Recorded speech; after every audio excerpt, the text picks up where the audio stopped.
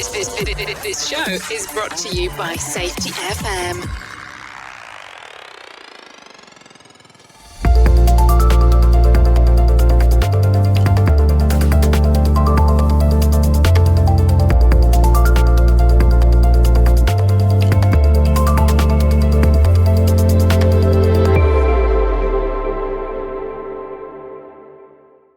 Hi listeners, this is Glynis McCarthy, co-host of the Practice of Learning Teams podcast show. Learning Teams embraces and respects the need for functional diversity and the diversity of thought to be present and an integral part of organisational and worker learning. This approach acknowledges and makes visible the differences that exist between genders in the workforce in order to identify health and safety risks and implement, maintain and improve effective solutions.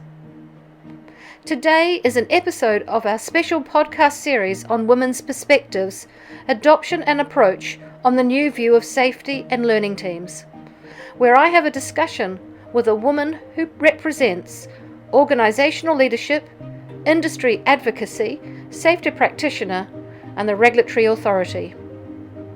We will explore that individual's own journey, the role of gender in safety and the potential of the new view of safety and of learning teams.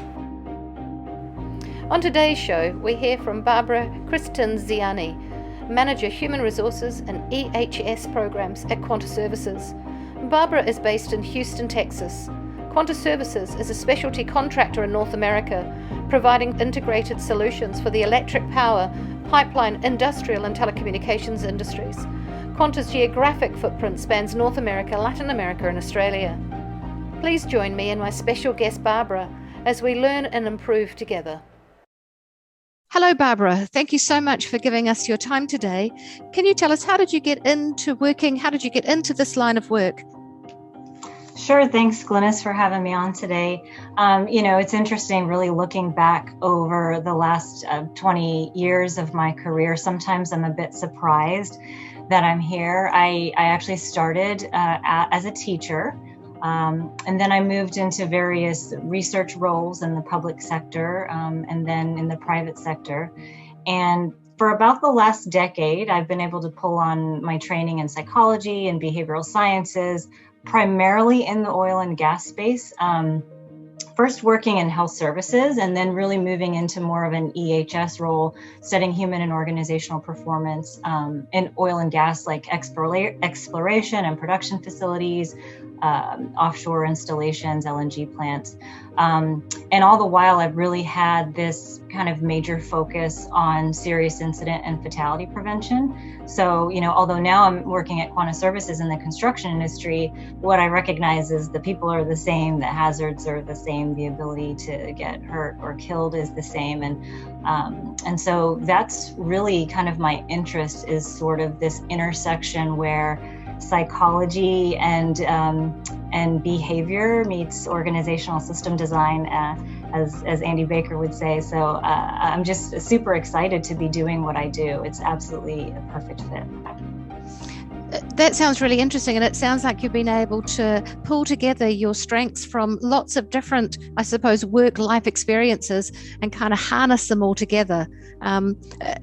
Tell me, if you think about the keys to your own success, what would you say that they have been? Well, I would say for me, it's really, I feel so privileged to be doing this line of work, and then having had that not only academic but practical experience, really understanding people.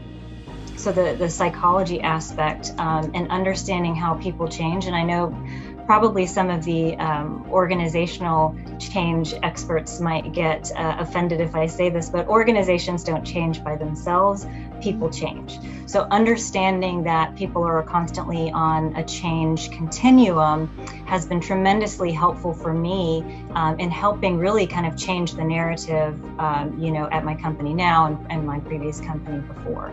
So I think for me, understanding people and understanding the underpinnings of psychology and how people change and what you need to do to motivate them towards positive change, for me, that has been a major key to success.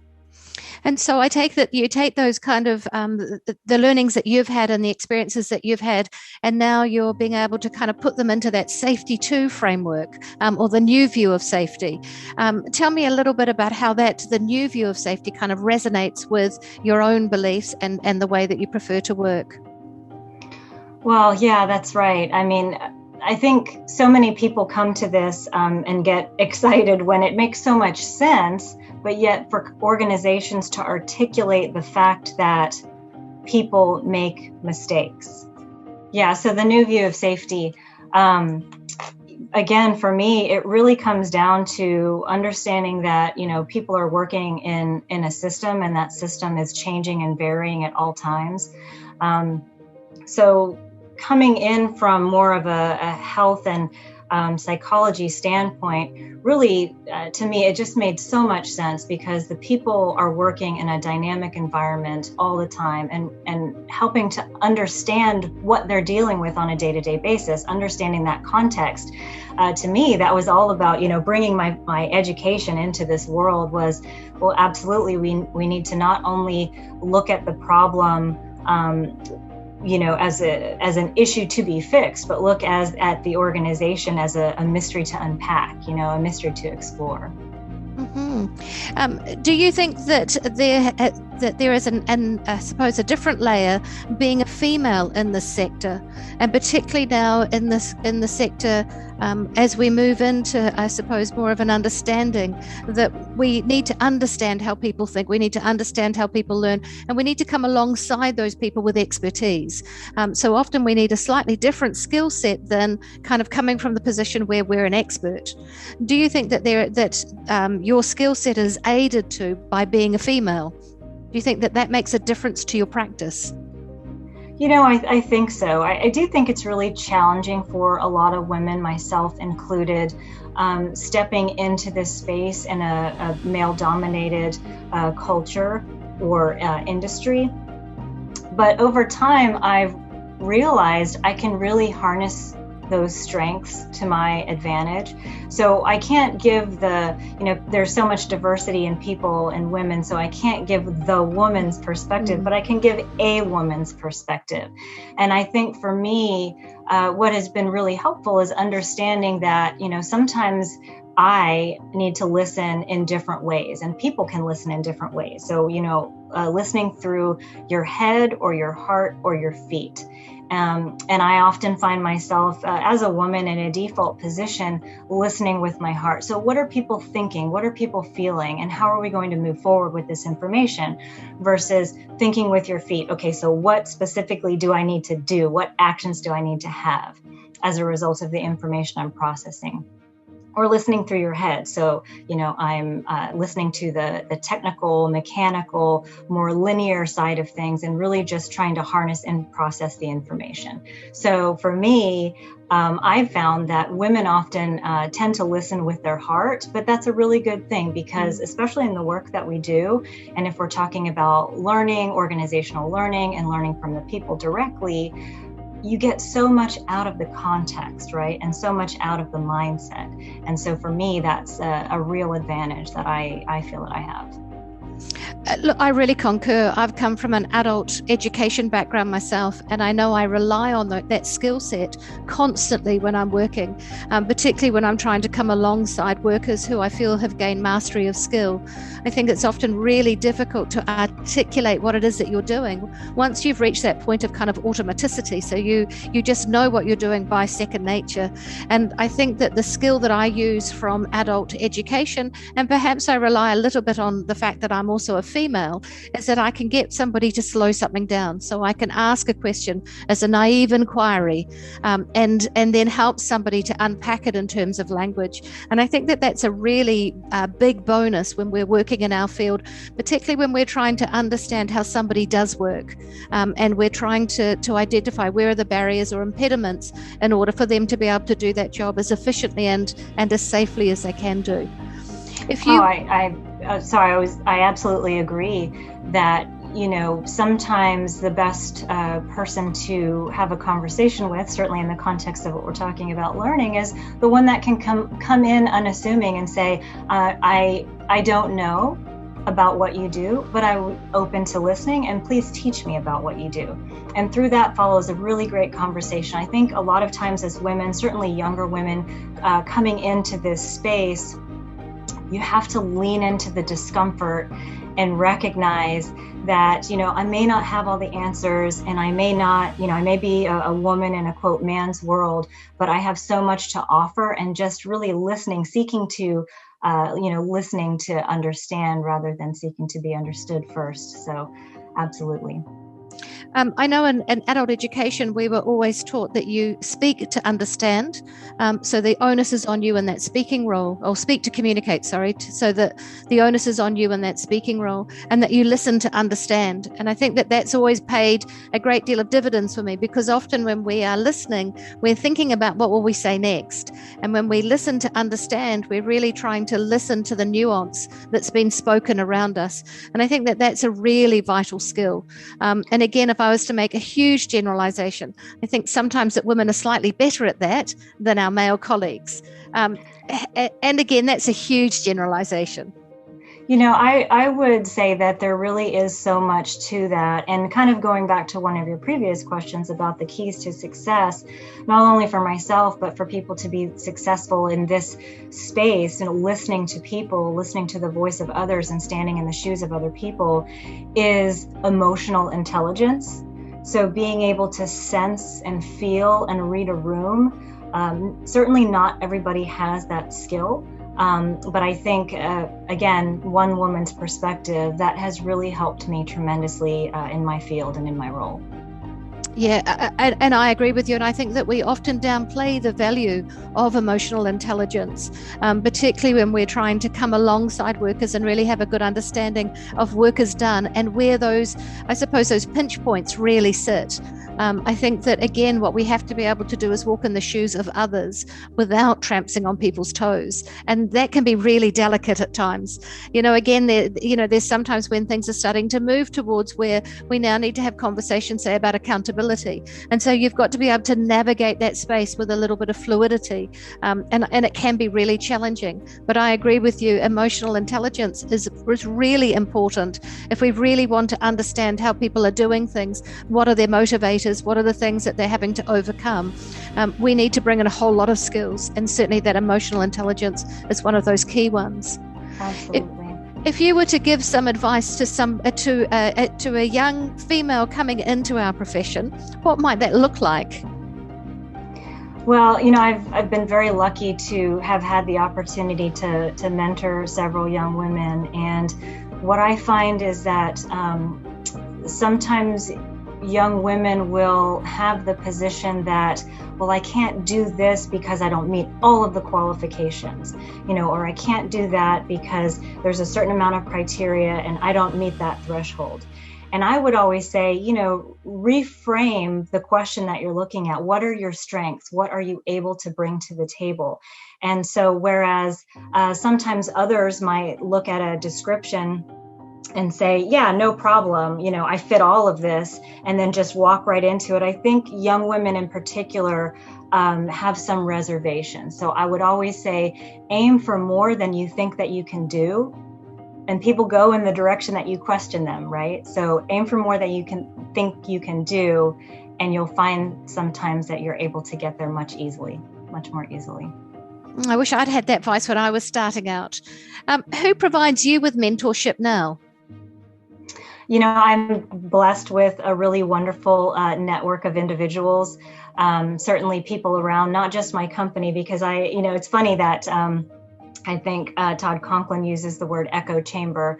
So I am conscious of trying to diversify and get, differing professional opinions. So men and women both at various companies that I've had the opportunity to interface with, I often call them and look to them for support. I say, I'm really struggling with this particular challenge.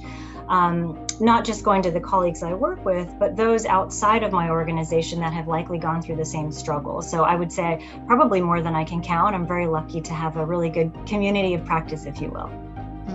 And I think that's something that we're really trying to explore, here in New Zealand and Australia, and sort of really start to kind of build together practitioners who feel that they can kind of share their journey and really talk with one another and broaden that community of practice really kind of globally. Certainly through this podcast series, we get to meet a variety of really interesting people that are doing some really fascinating work, both in terms of the projects that they work on and the workplace cultures that they work within, but also in terms of thought leadership. And I agree with you, it's having that diversity within that community of practice that really starts to excel your own practice. When you were asking about, kind of bringing up and coaching and mentoring younger women, I wanted to mention the fact that regardless of where you are, you should always be making a plan to train your replacements, but more importantly, creating a seat at the table for others. That's one thing I have noticed that I've had to actively work on is sometimes creating that space to allow someone else to come in and lean in when they don't feel like they necessarily have the credibility or authority to do so.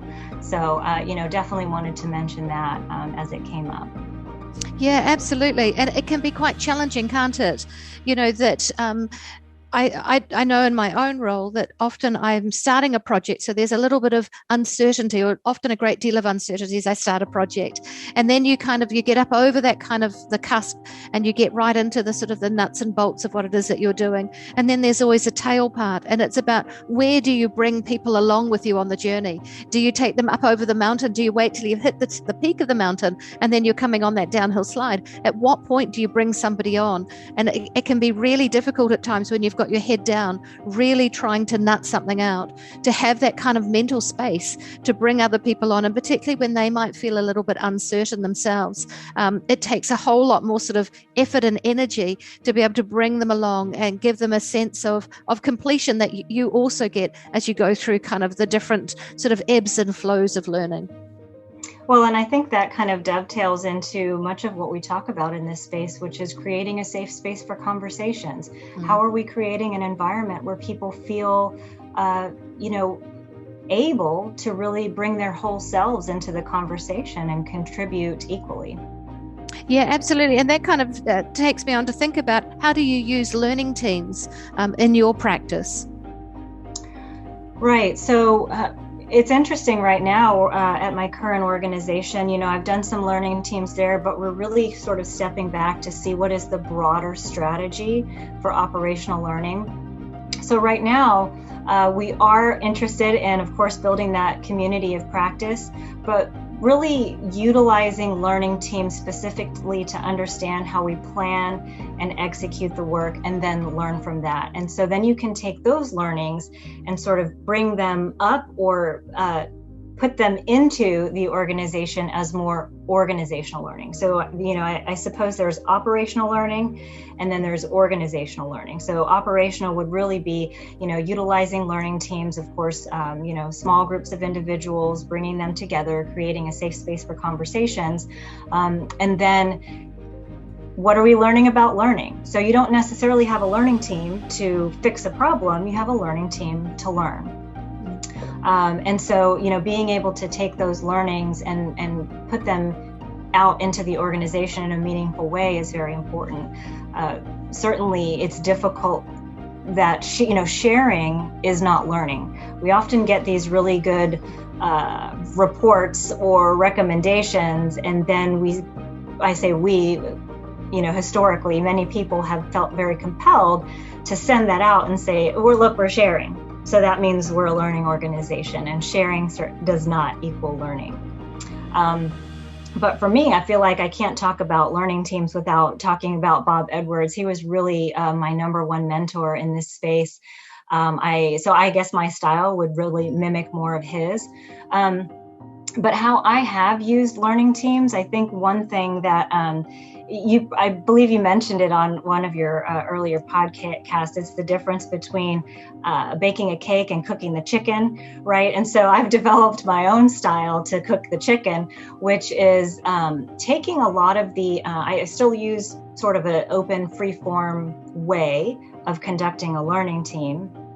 But sort of codifying the emergent themes that come out, that has been a very helpful practice for me when it comes to actually conducting a learning team, is to take the information that's coming out, and then during soak time, I'm able to sort of look at the wall of discovery and see everything that's there. And there's a lot of stuff there, pages and pages. I mean, you all know that, right? It's messy and it's not cohesive and it's not linear all the time. So you have big chunks of information potentially all over the wall or in a spreadsheet or however you do it. For me, it's on the wall usually.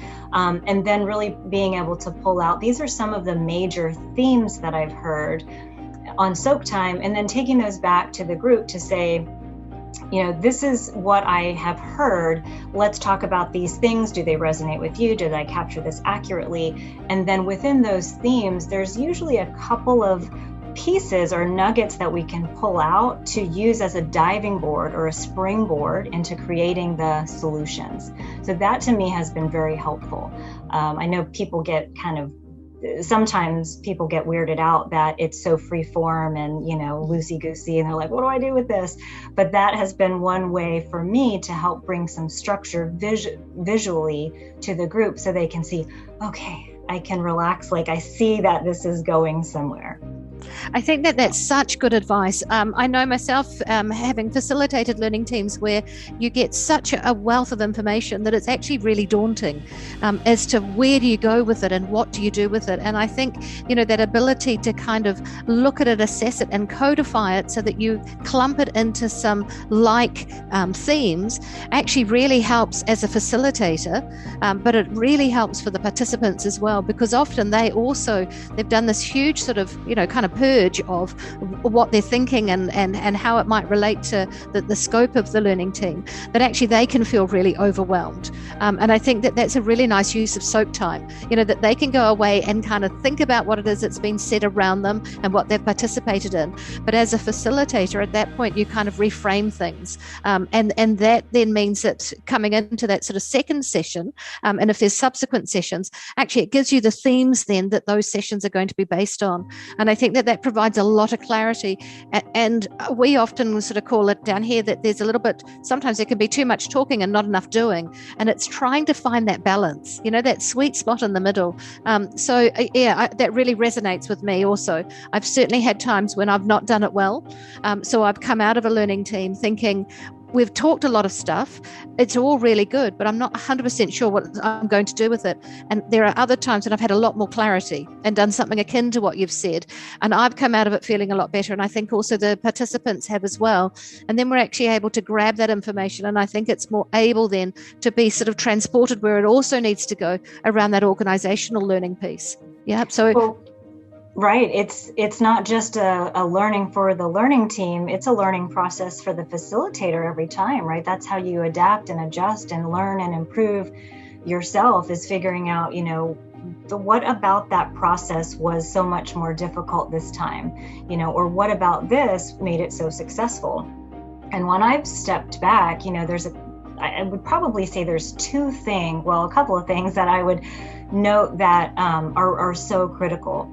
When you ask about learning teams, there's just so much there. But one of the things I found that, of course, just through experience, unfortunately, is, wow, that didn't go very well at all. And what I learned was that the scope statement was absolutely not the right level. So it was either too broad or too narrow. And so really going into the learning with a very good understanding of what is it specifically that we're here to learn about really helps to have, I don't want to say a seamless learning team, but it helps to focus the question that you're asking or the thing that you want to learn about. So that's one thing. And then another thing, I guess on the front end, is really not setting, if you have a sponsor or someone who's endorsing this, is really not setting someone up first for success. So for example, if we're doing a learning team, certainly in my experience, what has been really helpful is to go in and talk to the leadership team or the sponsors, just to say, this is what the process is all about.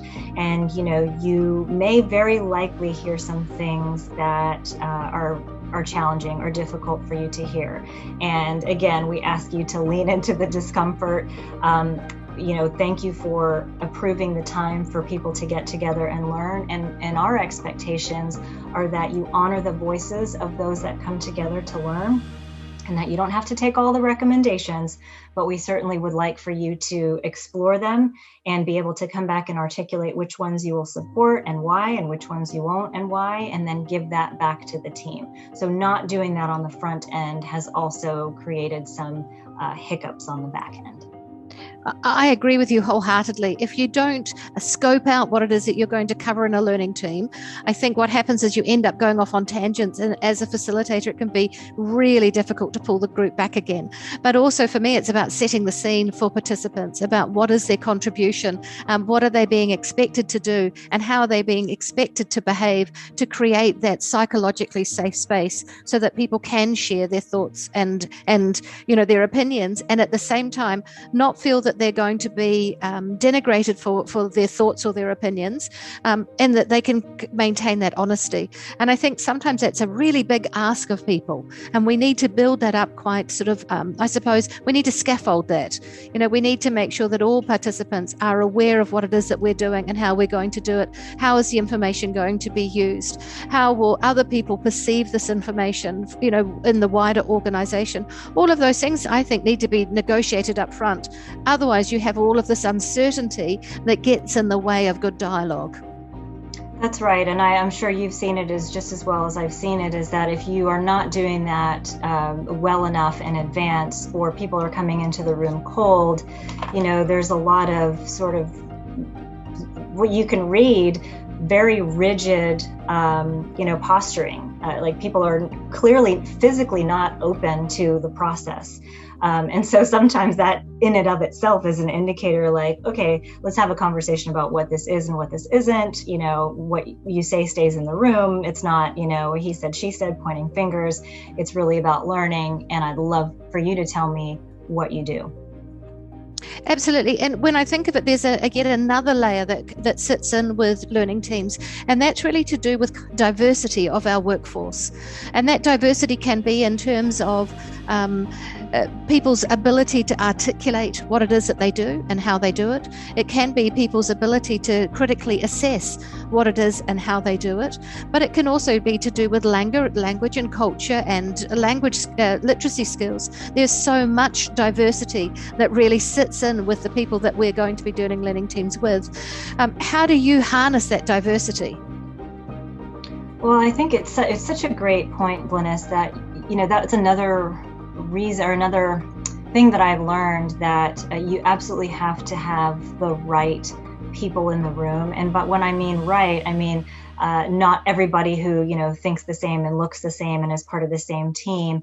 That is some work that needs to be done on the front end, is understanding, like, okay, if we have a group of people that the smartest people in the room, or the people that dominate the conversation, or the people that are just, quiet and never really want to participate. You don't want to have all of the same type of people in the room. So really, whoever you're working with to sort of sanction that team to come together, sponsor the team to come together, would need to help you suss that out. Do we have the right people around the table and around the room? Because diversity of thought and opinion is so incredibly important. Not everybody, I guess the saying is, not just two minds, but more than two minds are greater than one, right? So it's incredibly important to have diversity of thought and opinion. And do you think this is where you really rely on your teaching background, your psychology background, and the ability to read a room, the emotional intelligence that you bring with you into your role? I know for myself, coming from an adult education background, that diversity that we come across. So sometimes I work with maybe, say, a whole lot of engineers. And so really there, what I need to be able to do is kind of reduce that engineer speak and get people to kind of think about it from a more holistic point of view. There are other times I work with operators, and they might then really drill right down into how you do a piece of work. And again, it's about being able to pull people from their place of comfort, but provide them with a structure so that they can breach that gap that you might need them to go on in terms of having that learning team. For yourself, how important is, I suppose, your other experiences in life, so from the teaching, from the psychology, but also having an understanding of emotional intelligence, how important is it for you to bring those three threads together? Very important, and I try to the extent possible to always be aware of, who is speaking and how they're speaking, and again, reading the room and seeing how other people are reacting to that. And I definitely think, yes, that background, the early education in motivational interviewing and appreciative inquiry is so helpful, because what you're really trying to do is empower people, in this case, to learn and come up with solutions, but to find through their own voice, to find their own meaning and their own, capacity for change to do that. So again, it is really important to understand how people think, but then also to monitor the room and see how people are reacting, and then being able to, gently say if someone is, capitalizing the conversation or taking it in a totally different direction, being able to gently guide the conversation back to, where, you as a facilitator, see that the conversation should be going based on the other team's feedback. So sometimes that's that can be challenging, but that's why you have things like, the parking lot, or that sounds like a really great solution, but we're not quite at the point for fixing. So if I can, ask that you keep exploring and discovering with us, I'd really appreciate it. So just having going through the process so many times and having the words to get people over that hump is helpful. If there was some advice you could give to your future self, I suppose about the new view of safety, about the value of learning teams, what advice would you give to your future self? I would say never lose sight of how you show up matters. So I know we talk a lot about, in the space of leadership, and leadership response matters. And I absolutely agree with that. But I think for my future self, I would always say, or I would tell myself to be aware of, how you're coming across and how people are perceiving you. Sometimes some people can think something is funny and the other group can be turned off. And so really trying to be aware of, all the different perspectives that are in the room, and not really always having the strongest stance that you have the right answer at all the right times. For me, I have learned that, showing up and really showing that I'm attempting to listen and then utilize what people are saying in a positive way has been helpful. So I would hope that I can continue to do that. That's fantastic. I really appreciate your time today. It's been a really interesting conversation from my end. I've certainly stopped and thought a lot about my own practice as we've been discussing. And so I thank you so much for taking the time out of your busy schedule to do this podcast with me. Well, I thank you, Glynis, and the producers, and I am so pleased that there is more diversity of thought and opinion that's coming out from all different parts of the world. And again, you all are doing such a service in terms of moving this new thinking forward, and really changing the narrative and changing people's lives. So thank you for what you do.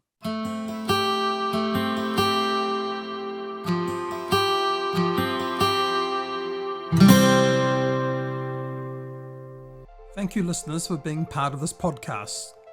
We'd love to hear your learnings from today or other topics you would like us to support you on. Go to www.podcastlearnings.com and be part of the community practice of learning teams at www.learningteamscommunity.com. The views and opinions expressed on this podcast are those of the host and its guest and do not necessarily reflect the official policy or position of the company. Examples of analysis discussed within this podcast are only examples. They should not be utilized in the real world as the only solution available, as they are based only on very limited and dated open source information. Assumptions made within this analysis are not reflective of the position of the company.